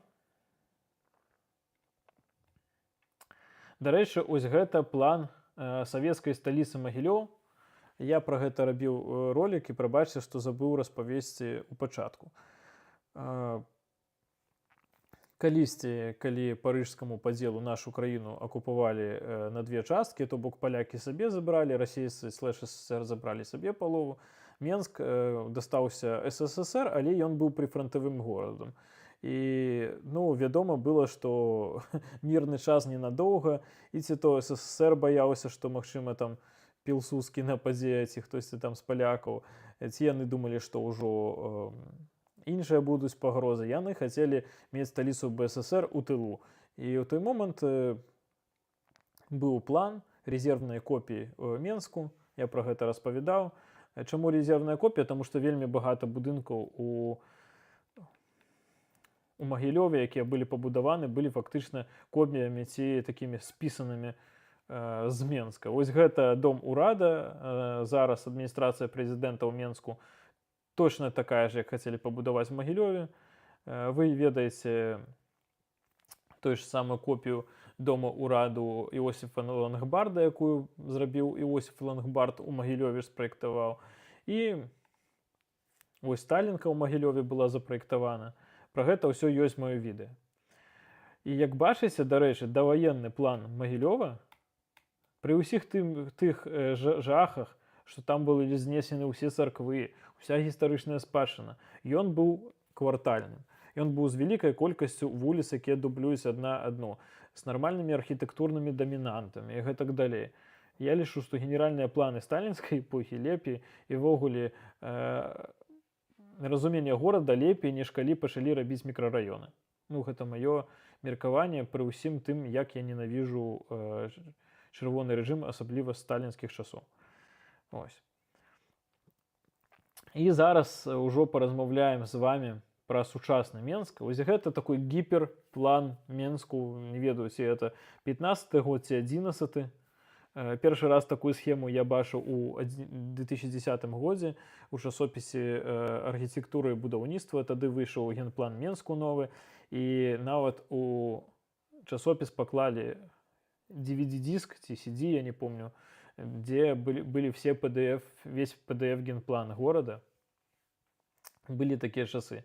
Самае цікавае, што і па зараз у Беларусі генпланы большасці гарадоў сакрэтная інфармацыя. У нас ввогуле ў гэтым сэнсе краіна суперсакрэтная. Мы вельмі захоўваем нейкія таямніцы, тайны ад народа. Ось. І пра гэта калісьці ў меня будзе ролик. Я адзін раз нават сфоткаў ДСП рэчыцкага генплану, і гэтаму паспрыяла кіраўніцтва горада. Усяму свой час. Гатую вельмі цікавы доўгі ролик, як займацца гарадскім актывізмам пры дыктатуры, як я займаўся. І тады, у 2010-2011 годзе, я вам уже расказаў у багацьох роликах пра 2000-е, усё расло, эканоміка там трымалась, і тады была думка, што можна савецкімі падыходамі падвышаць эканоміку, і тады пачалі будаваць багата ільготнага жытла. Уже на той момант каменная горка паўсюль будавалася. У тым ліку у раён Малінаўкі, выбачце, вот між Малінаўкай і Чыгункай, забыў, як называецца раён, хоць я там і жыў недалёка. І пачала ўжо будавацца вулічная дарожная сетка такая вялікага Менску, які ўжо распоўся ад МКАДу, дзе ёсць що мысліца, пра якую я распавядаў, дзе фактычна вось гэтыя гарады-спадарожнікі, абсалютна мёртвая ідэя, і я вам распавяду калісьці, чаму так. Яны проста Менск пачынае распаўзацца, пачынаюць будавацца вялікія мікрараёны з МКАДам, і МКАД фактычна стае унутраннай гарадской магістраллю. Вось такім бачылі Менск горадабудаўнікі ў часы эканамічнага прываблівага росту. Нават бачыце шаша ў бок аэрапорту, куды таксама маў расці Менск. Ужо і шабаны не такі край горада, як бачыце, і гэтак далей. Тады планавалася замкнуць першае транспартнае кола, яго і па зараз не замкнулі. Таму тады планавалася багата чаго насамрэч. З'яднаць, напрыклад, Серебронкс з Лошыцай, потым гэта называлася на некаторых генеральных планах як трэцяе транспартнае кола. Разумееце асылачку, на каго яны капіявалі. І яно так ішло, бачыце, такая сувязь адразу ўжо з паўднёвым захадам, з студэнцкім гарадком. Далей хацелі, дарэчы, чтобы это трэцяе транспартнае кола напрамую звязалася з Алібегава, калі я не памыляюсь, і ішло аж да Каменнай горкі, аж да Лебедзінага. Дарэчы, зараз зноўку хочуць пабудаваць шляхаправод між Лебедзінам і Каменнай Горкай. Дык вось гэта такая вяршына таго, як горадабудаўнікі зараз разумеюць развіццё Менску. Вядома, што эканамічная рэчаіснасць гэта скасавала. Потым Лукашенко багата разоў казаў, давайце Менск не пашыраць, гарады спадарожнікі, і ввогуле мала ли там паля ў аграномаў і ўсё іншае. Так і не сталася гэта ідэя. Але самае цікавае, што я пагаджуся з менскімі горадабудаўнікамі, што нават пры мікрараённай забудове, нават пры гэтым усім трэба багата вуліц, якія дублююць адзін адно. Нават тое вось полукола, пра якое зараз смяяўся, насамрэч вельмі павялічыла сувязі між раёнамі. Таму што зараз пачынае горад хварэць тым, што трэба ехаць у цэнтр, там все рашаць і павяртацца. Што нават каб кудысьці патрапіць у іншы край Менску, трэба ехаць праз цэнтр. Гэта ці ехаць, напрыклад, метро праз цэнтр, ці аўтобусам, тралейбусам. Вельмі не хапае такіх радыяльных сувязяў гораду. Неяк так. Прачытаю вашы каментары і ўжо будзем апошнія 10-15 хвілін проста адказваць на вашы пытанні па развіццю канала, па майму жыццю, магчыма, па будучым ролікам і гэтак далей. Дзякуй вам вялікі, што вы прысутнічаеце. Ого, нас аж 33 чалавека глядзіць. Вельмі цікава. Зараз пачытаю. Пішыце зараз все свае пытанні, бо час абмежаваны. Я ўжо, думаю, праз хвілін 15 скончылась. Пачакайце, я кое-што гляну в інтэрнэце.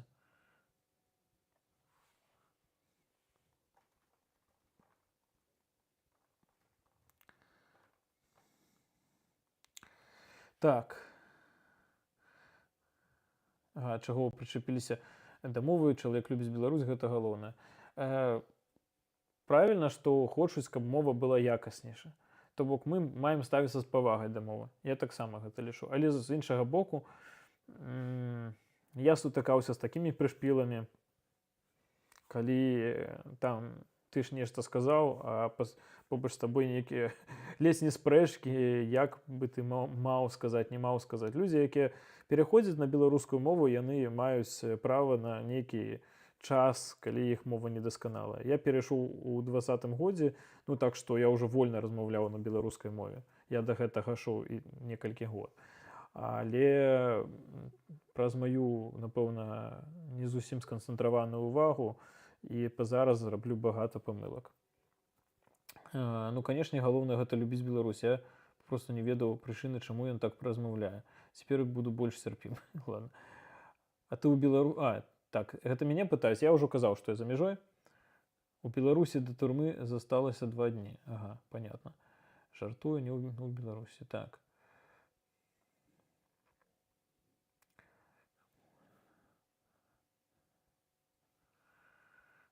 А што лепей, горад з заплутанымі вуліцамі, як у сярэднявеччы, ці з кварталамі, напрыклад, як у Барселоне, ці мікс? Ніхто зараз не будзе будаваць кварталы заплутаныя, як у сярэднявеччы.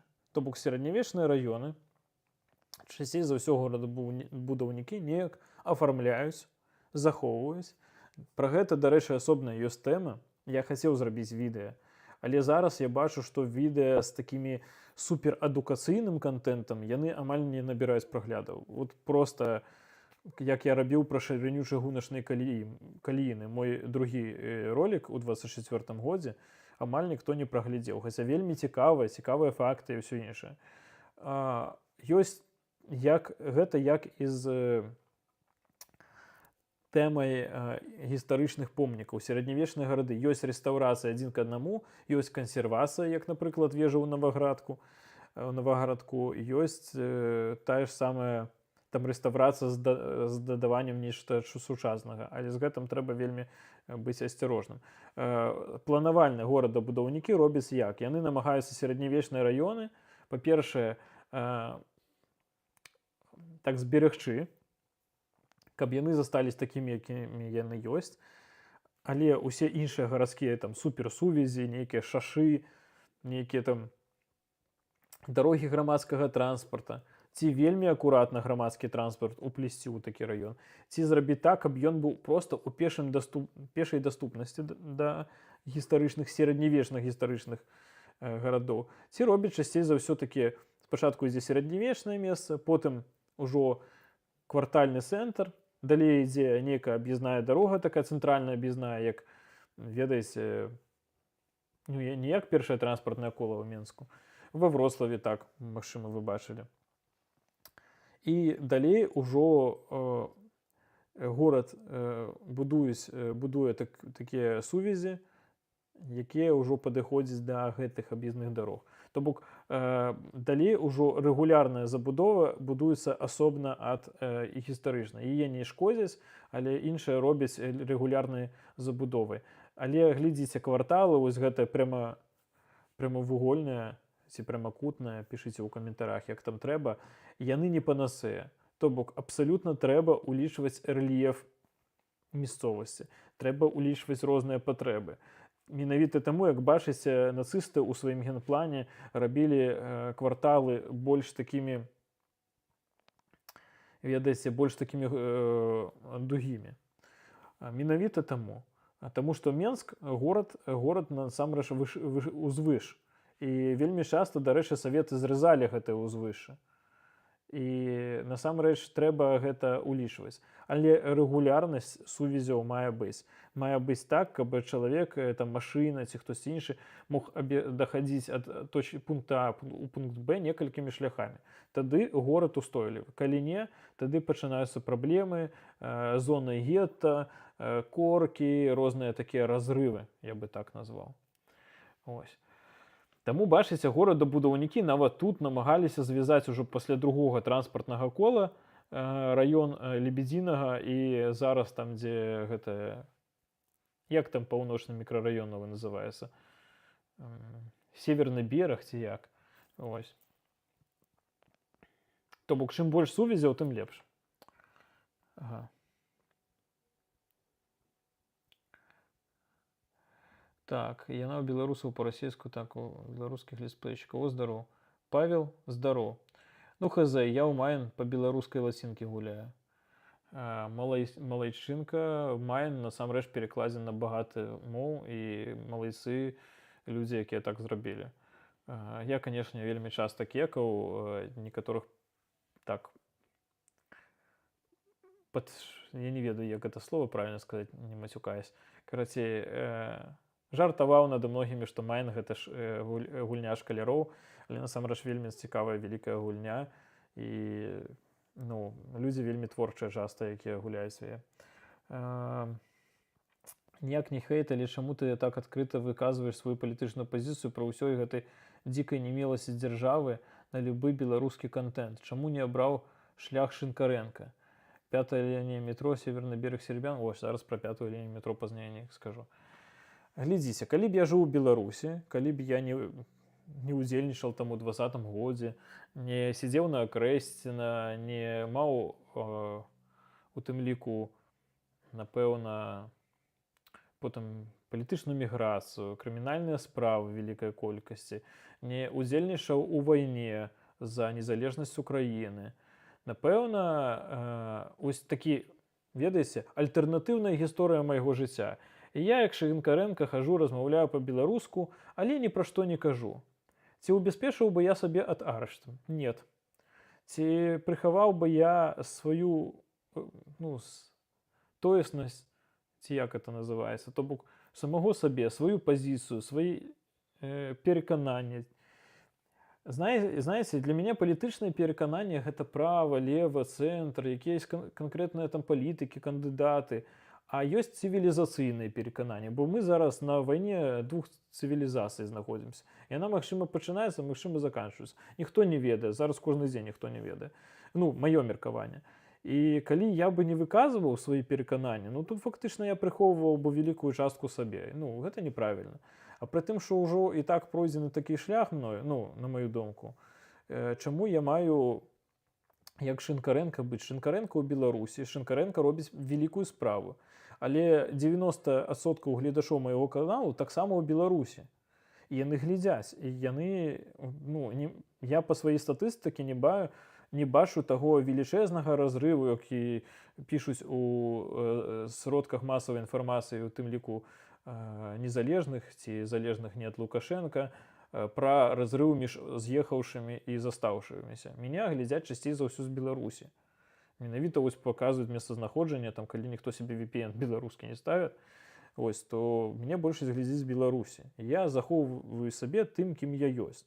А я маю погляды такія, што нацыянальныя каштоўнасці, што незалежнасць, што мы маем будаваць сваё, што расійскі ўплыў трэба зменшваць, і трэба будаваць сяброўства нашых краін, там, Украіны, краін Балтыкі, Польшы і гэтак далей. Такой інтэрмарыум. Ось, таму я маю пра гэта казаць, я кажу. Я не скажу, што я кажу часта вельмі в сваіх роліках. Магчыма, можа, вам так падаецца. Ёсць некаторыя відэа, дзе ўвогуле амаль няма палітычнай пазіцыі. То бок я там проста пра тралейбусы распавядаю. Але, калі вам цікава мяне глядзець як асабістасць, то ось такая ў мяне асабістасць. Як так, мой адказ. Так, таму без хейта вельмі дзякую за запытанне. Раз на 10-20 каментароў, як людзям падабаецца тая ж беларуская мова, як людзі пагаджаюцца з маёй пазіцыі. Прыходзіць нейкі, прабачце, орк і пачынае казаць, почему ты на придуманом языке говоришь, на котором никто не говорит, там, с некімі абразамі ці што. За такія рэчы, за іншыя цывілізацыйныя погляды, за некія цэлыя артыкулы у беларускай, у каментарах про то, што беларускай нацыі ніколі не існавала, я блакую адразу, вылетаюць просто вот так вот. Бо я не журналіст, я не маю датрымлівацца, што паказаць усе меркаванні, все гэта мой блог.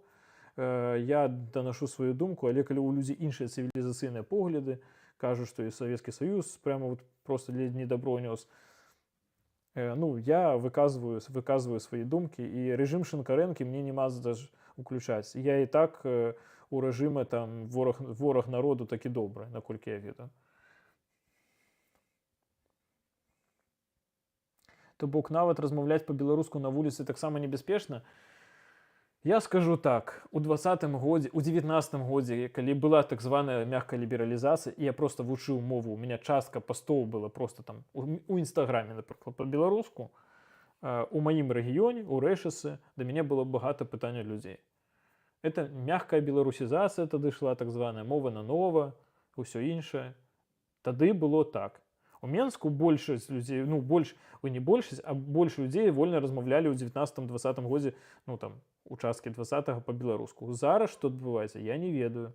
Я не магу казаць. Калі мяне пачынаюць украінцы ці хтосьці іншы пытаць, а што там у Беларусі, я не маю права казаць, бо я там не быў 5 гадоў. Ось. Таму думаю, што, напэўна, небяспечна. Шынкарэнка гэта вельмі папулярны тык-ток-блогер, які прасоўвае беларускую мову, які робіць цікавыя песні, дапамагае людзям здаць іспыт па беларускай мове, таму молодчынка Шынкарэнка.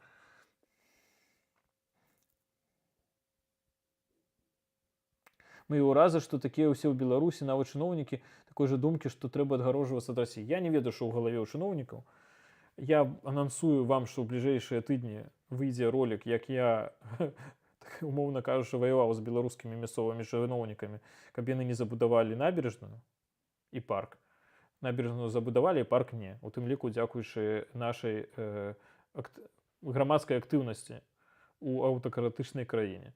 І там будзе цікава і пра беларускіх чыноўнікаў, і пра то, што яны казалі, як яны сабе паводзілі.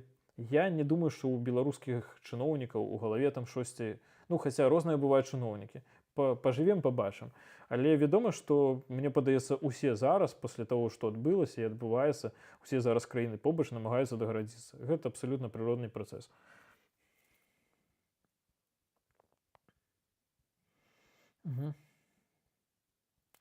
Для мяне прыходзіць багата расейцаў, яны часам нейкімі хвалямі прыходзяць, прыкладна з аднолькавымі каментарамі, іх блакую.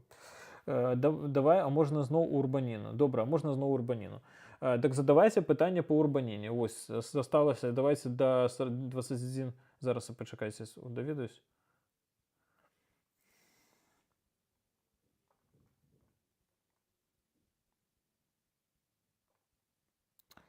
Давайте до 21:40. У меня 40, у меня 21:40, у вас, магчыма, іншы час, менскі ці там варшаўскі. Давайте до 40 хвілін і ўсё, і будзем скончваць. Таму пішыце свае пытанні па ўрбаніне.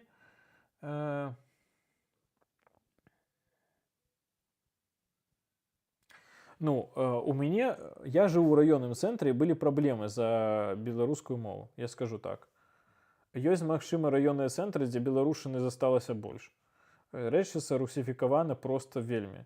І людзі, якія там адкрыта размаўлялі па-беларуску, іх прям ведалі ўсе і хадзілі і ўгаралі, я бы скажу так. На жаль, ну проста дурні, што так рабілі, за гэта трэба паважаць чалавека, як мінімум, за то, што чалавек ідзе ось нават у такім моманце, ну, просто датрымліваецца сваёй лініі.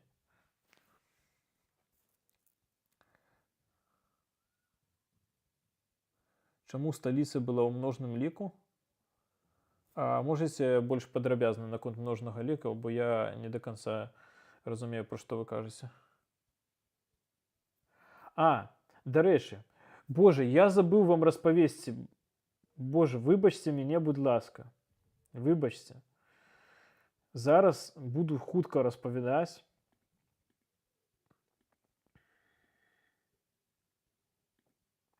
Зараз я вам буду хутка распавядаць, чаму два поласка. Выбачце мяне, будь ласка, загаварыўся. Чаму две сталіцы Беларусі? То есть две пазначкі сталіцы на поласкі. Так, Полацк быў старажытных сталіцай, я пра гэта вам казаў, але ў 2015 ці 2017 годзе адзін дэпутат незалежнасці, то бок былі дэпутаты, якія паднялі пытанне аб незалежнасці Беларусі ў патрэбны гістарычны момент. Вы ведаеце Пазняка, ведаеце яшчэ быў Трусаў такі, і ён і зараз ёсць. Чалавек, які вельмі файна шарыць у гісторыі Беларусі, напісаў вельмі цікавыя навукова-папулярныя кніжкі, у тым ліку, якія разарвалі дупу федэральным каналам. Ось, шкада, што інтэрнэт зараз вельмі пагана працуе ў сэнсе пошуку.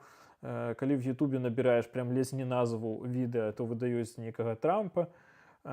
Трусаў прапаноўваў у 2015-2017 годзе, што адміністратыўную сталіцу трэба перанесці.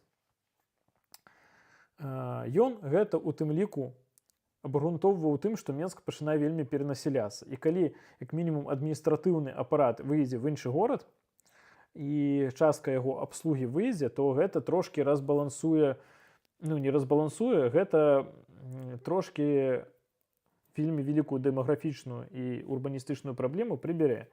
І самы вядомы незаселены рэгіён Беларусі гэта поўнач. І ў нас ёсць поўнае гістарычнае права перанесці сталіцу у Полацк назад. Цікавая ідэя. Што ён прапаноўваў і чаму? Што яшчэ з часоў Івана Грознага гэта месца не заселена до конца. Што мы маем на гэта поўнае гістарычнае права і што тады беларушчыны стане больш у гэтым рэгіёне, будзе сталіца, будзе таксама агламерацыя Полацка. Ён планаваў сталіцу перанесці якраз такі з'яднаючы, там план быў на 5-10 гадоў, з'яднаючы стары Полацк з новым Полацкам і зрабіць такую мегаагламерацыю трохі, ну, не такой вялікі горад, там не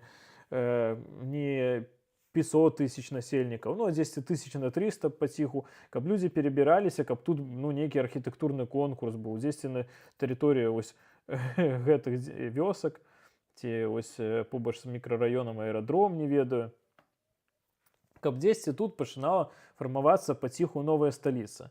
І ён, ну, я зараз кажу тыя перавагі, якія ён кажа. Я з гэтым згодны не до конца. Таму я і пазначыў другую сталіцу тут, каб вам не забыць распавесці, але забыў. Ён распавядаў пра тое, што, напрыклад, у расейцаў будзе менш аргументаў казаць, што там нейкая Віцебская рэспубліка, што там все за Расею, таму што тут будзе сталіца, тут будзе дзяржаўнасць і гэтак далей. Гэта быў час, калі Расія рабіла гібридныя войны. Але, ну, час гэта хутка скончыўся. Ну, гэта цяпер маё меркаванне. І, на маю думку, праблема расселення Беларусі, што ўсе едуць у Менск, у тым, што няма нармальных правоў гарадоў, няма самакіравання мясцовага, няма абранасці мэраў, няма набора інструментарія ў мэраў гарадоў, каб канкураваць між сабой. У нас яшчэ адміністратыўна-тэрытарыяльнае дзяленне на 6 абласцёў плюс Мінск. Гэта ідыятызм, прабачце, тут не мацюкаюся. Зазвычай у обласці ў разы менш. І то бок 12 воеводств плюс Мінск, напрыклад. І самакіраванне, і тады б усе бы не пачыналіся все гарады, акрамя некалькіх, паміраць. Вось тады б гэтага не было.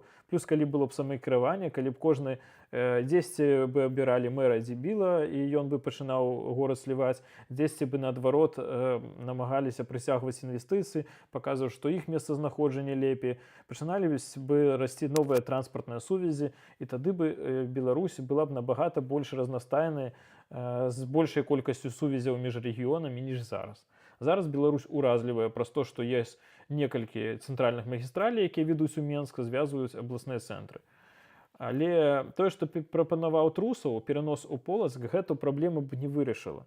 Магчыма, в комплексе, да, але я лічу, што мы бы атрымалі тады новую праблему у тым, што да мяжы з Расіяй, мяжы, зараз я лінейкай вам скажу колькі да мяжы з Расіяй. Лінія 52 кіламетра. Слухайце, Харкаў таксама в 52 кіламетрах, ці в 40, ці в 30 ад расійскай мяжы. І, в прынцыпе, калі геаграфія добрая, то яго можна было бы гэты поласак абараняць у выпадку расійскага ўварвання.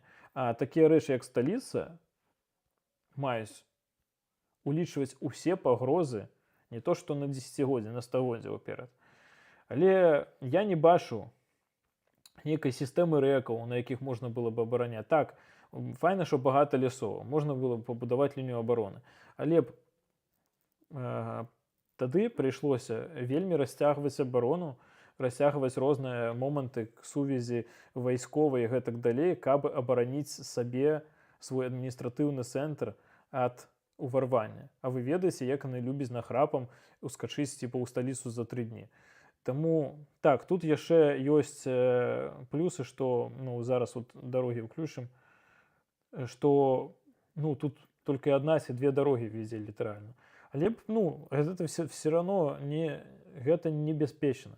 Такія ідэі, на мою думку, небяспечныя, і Менск у гэтым сэнсе, у сэнсе абароны краіны ад магчымага ўварвання калісьці Расіі, самы выгадны горад. Таму што ён знаходзіцца на ўзвышшы. Я вам скажу, што вайна нават за кожную маленькую вышыню, гэта проста цяжка.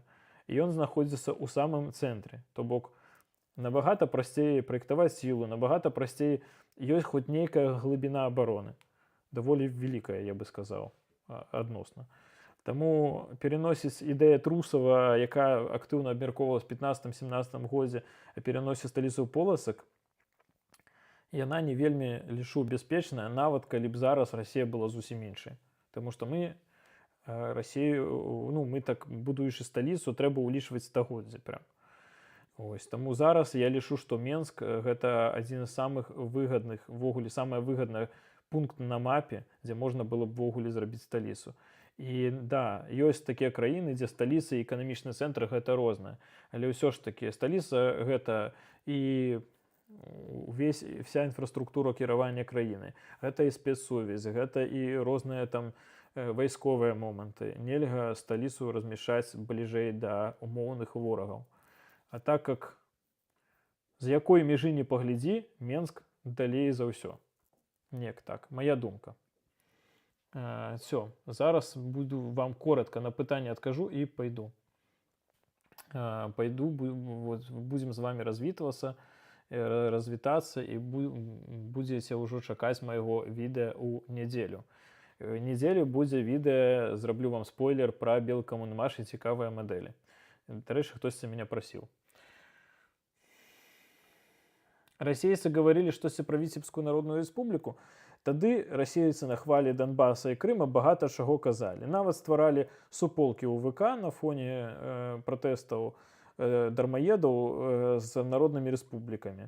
Віцебскай, Палескай, Гомельскай. Они там набіралі не больш 10-15 гэтых гледашоў, і яны перепошвалі проста расійскую прапаганду. Але паверце мне, ідэя Данецкага рэспублікі таксама мала 4 чалавека ў 2000-х годах. Калі Расіі патрэбна было, яна гэта раскруціла. І паверце мне, в любы момант можа гэта пачаць. Таму абсалютна правільна Трусаў хацеў как бы смяшыць беларушчыну на поўнач усход, але гэта трэба рабіць, на мою думку, іншымі сродкамі. Кстати, да, в обласці ў Беларусі вельмі вялікая, трэба больш. Так і было нават падчас Савецкага Саюза. Потым гэтыя обласці абсалютна неправільна укрупнілі. Нагадваю, якія обласці ва ўкраіне. Там обласныя цэнтры 200-300 тысяч насельнікаў, нейкія больш, але набагата, карацей, калі трэба нават з Мазыра ехаць да Гомеля, бо няма дзе вучыцца, а гэта 167 ці 120 кіламетраў. Ці калі людзі з Жыткавіча ў 300 кіламетраў едуць да Гомеля, бо гэта іх абласны цэнтр, гэта абсалютна ненармальна. Ці, напрыклад, той же Бабруйск, 200 з лішнім тысяч насельнікаў, дзе Бабруйск, дзе Магілёў. Так, блізка, дарога ёсць прамая, але насамрэч Бабруйск знаходзіцца на іншым эканамічным шляху. Ён мае зусім іншае прызначанне, і ўвогуле ён мог вакол сабе фармаваць незалежную, унітарная дзяржава, разумела, вакол сабе фармаваць область, падпарадкоўваць сабе бліжэйшыя гарады. Але проста штучна укрупнілі обласці. Далей. Лепш у Мазыр тады. У Менск цягнецца так шмат, бо гэта ў асноўным праблема такіх аўтакратычных рэжымаў. В прынцыпе, Менск на скрыжаванні ўсіх дарогаў і так бы быў, але праз тое, што ў нас няма абсалютна канкурэнцыі гарадоў, няма дэцэнтралізацыі, гэта унітарная дзяржава, але дзе гарады маюць вялікую колькасць самакіравання. Такое ёсць у Польшы, такі закон зрабіў гарады Польшы вельмі прываблівымі. І пасля Майдану ва ўкраіне была прынята дэцэнтралізацыя. І вельмі пачаў змяняцца урбаністычны ландшафт. Насамрэч, ёсць гарады, якія праз тое, што гараджанам плюс-мінус пофіг і ім па барабану, які ў іх мэр, галоўнае, што в бокс добра грае. У некаторых гарадоў не атрымалася, у некаторых есть праблемы з урбаністыкай, але гарады, дзе гараджаны не больш, так сказаць, як яны абіралі, як яны адстаивалі свой горад, так ён развіваўся. І Украіна вельмі выйграла дэцэнтралізацыі. Гэта адзін з самых вялікіх лепшых рэформаў. І зараз гарады маюць канкурэнтную перавагу. Менавіта пасля дэцэнтралізацыі ва ўкраіне у кіевскай агламерацыі пачалі расці гарады не спадарожнікі, а прыгарад. А Лукашенко проста придумаў дзебільныя гарады спадарожнікі, куды ён вырашыў рассяляць менчукоў. А менчукі не хочуць ехаць. Куды ты? Гвалтам заселіш? Ён усё можа, канешне. Але калі была дэцэнтралізацыя, то, напрыклад, Заслаўе магло бы мець вельмі файныя бізнес-поспехі ў рыэлтарскім рынку. 20 хвілін да цэнтра, Менскае море і гэтак далей. Таму зараз урбаністыка беларуская, яна застыла. Праз тое, што развіваецца і зменьваецца толькі Менск менавіта праз аўтакратычнасць і цэнтралізаванасць краіны. У Беларусі вельмі добра распаложаны гарады і форма добрая. Я таксама так лічу, але калі бы было больш дэцэнтралізацыі, мы б маглі мець не толькі цэнтральна-радыяльныя сувязі, але і проста радыяльныя між рознымі ваеводствамі, напрыклад.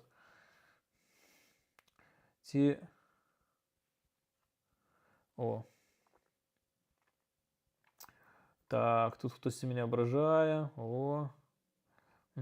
Так. А вы гэтага не пабачылі. Хе-хе. Так. Ці застанецца Расія пасля перамогі ўкраіны? Слухайце, я вам распавядаў пра гісторыю беларускіх гарадоў, я вам распавядаў пра урбаністыку, бо я ў гэтай тэме. Нават самыя вялікія людзі, якія займаюцца прафесійнай аналітыкай, палітычнай ці вайсковай, яны не робяць прагнозаў як шаманы. На жаль, і гэтага багата ў інфапрасторы, але я такой фігнёй займацца не буду. Конечно, я б хацеў, каб нашай галоўнай стратэгічнай пагрозы не існавала. Але прагнозамі на будучыню, ну, гэта проста вельмі дурная непадзячная справа. Новыя кепскія тралейбусы ад БКМ. Нават адзін ужо пагарэў. Не, так МАЗ-303 гарэў. МАЗ гэта не БКМ. Я таксама памыляўся раней. Мне падсказалі, МАЗ гэта не БКМ. Дадай стрым на канал. Потым. Стрымы усе захоўваюцца. Але проста трэба перайсці у плейліст Urban and Game Streams. А што ў Мазыры з'явіцца універсітэт, калі зрабіць яго абласным цэнтрам? У Мазыры ўжо ёсць універсітэт адзін. Але калі даць самакіраванне, даць магчымасць мэрам, напрыклад, абірацца і магчымасць ім заклікаць да сабе інвестараў, інвеставаць у універсітэты і гэтак далей, забіраць частку з падаткаў сабе, а не ў Менск, то будуць канкурэнтныя ўмовы, будуць стварацца універсітэты. Беласток гэта больш прыклад польскай урбаністыкі ці беларускай. Вядома, што польскай, але Беласток вельмі падобны на беларускія гарады. Таму што Польша кіруе Беластокам уже вельмі даўно, і апошнія часы, калі у Польшу заходзяць проста мільярды з фонда еўрапейскага развіцця, большасць всех пабудаваных урбаністычных смаколікаў, я хацеў сказаць, файных аб'ектаў у Польшы зроблена на 2/3 з фондаў еўразвяза. Канешне, зараз ужо больш урбаністыкі, напэўна, польскай, калі я не памыляюсь. Беларускія ўлады абвесцілі пра намер рэновацыі хрушчовак. А якія прапановы альбо добрыя кейсы рэновацыі старых дамоў ты бачыш, у якіх краінах было з блока трымалася норм? Насамрэч, Беларусі, напэўна, хрушчоўкі лепш за ўсё захаваліся з усяго былога СССР. Але я вам скажу, што гэта тэма сур'ёзная і трэба яе асобна неяк падымаць. Магчыма, я буду рабіць відэа пра гэта ці стрым. Па мне, напрыклад, скандынаўская мадэль ці мадэлі краін якраз Балтыі вельмі файная. Але гэта трэба падрабязна даследаваць. Не хачу быць галаслоўным. Таксічкі трэба прыбіраць. Таксічкі в сэнсе таксічнае прадпрыемства ці таксі, ці маршруткі. Тады, прабачце, БКМ вырабляе зараз трамвай, а МАЗ аўтобусы, тралейбусы. МАЗ вырабляе электробусы, тралейбусы, аўтобусы, БКМ вырабляе трамваі, тралейбусы, электробусы і нават грузавік яны зрабілі. Пра гэта ў наступным відэа, якое выйдзе ў нядзелю вечара. Дарэчы, БКМ рабіў не толькі гэта. Літве цяпер добра рэновуюць хрушчоўкі. Вось пра што я казаў.